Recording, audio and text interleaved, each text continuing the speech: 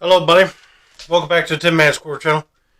I'm your host, Jeffrey Tin Man Taylor, and today I'm kicking off with part 2 of the Ghost of Daufuskie Island chapter out of my South Carolina Ghosts from the Coast of the Mountains book by Nancy Roberts. I got the camera fully charged this time, so I won't have no problem of it cutting off on me. So I only got this page left and a little bit on this page. So without further ado, let's get into it, shall we? A few weeks later, Nick began to tell his mother stories of old shipwrecks that had happened near the island of a terrible Indian massacre at the north end of Daufuskie.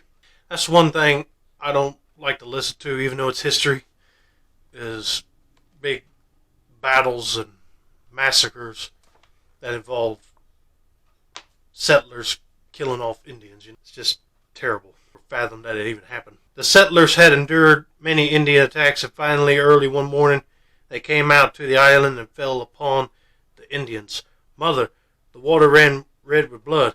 "Nick, where are you getting these stories?" "From my friend Arthur." "Who is Arthur? Someone in school?" "Of course not. Arthur is the old man with the white hair and the beard." "I don't know any Arthur," said his mother with some irritation. "Nick, when and where do you visit this old man and talk with him?" "I don't visit him, Mother. He comes here to see me. Haven't you ever seen him sitting in the living room? He usually sits in the chair with the gooseneck arms." His mother shook her head in amazement.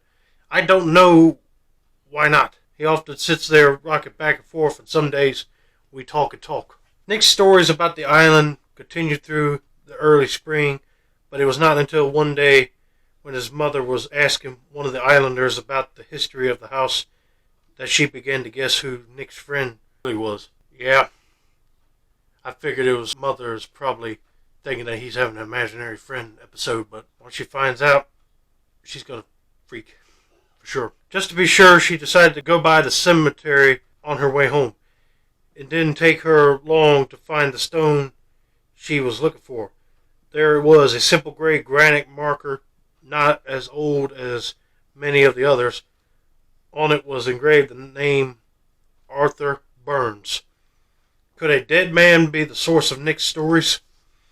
Burns had been keeper of the Daufuskie light for many years, and the home the Betty family was living in had been the old lighthouse.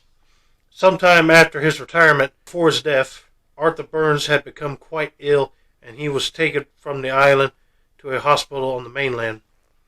When he returned, it was said that he had vowed no one would ever get him to leave his house again. The words he had used were, "I'm going to stay in this house forever." But all that really mattered to Nick was that he had a friend named Arthur, who could tell the most fascinating stories a boy had ever heard. Here's a picture of the grave marker that the mother found in the cemetery. But when he died, he was almost 90. But he managed to hang on to his island home a longer time than most others. Meaning, he ain't ready to go to the afterlife yet. But man, having a ghost telling you stories from the past, that would amaze me for sure. But anyway, I hope you guys enjoyed the story out of this book. Don't forget to like, subscribe, turn on those post notifications for more book reading content like this. Now, I got one more chapter out of this book, and then I'll be done reading it forever. This has been another successful installment of the Tin Man Square channel. I'm your host, Jeffrey Tin Man Taylor, and that's a wrap. And have a nice day, y'all.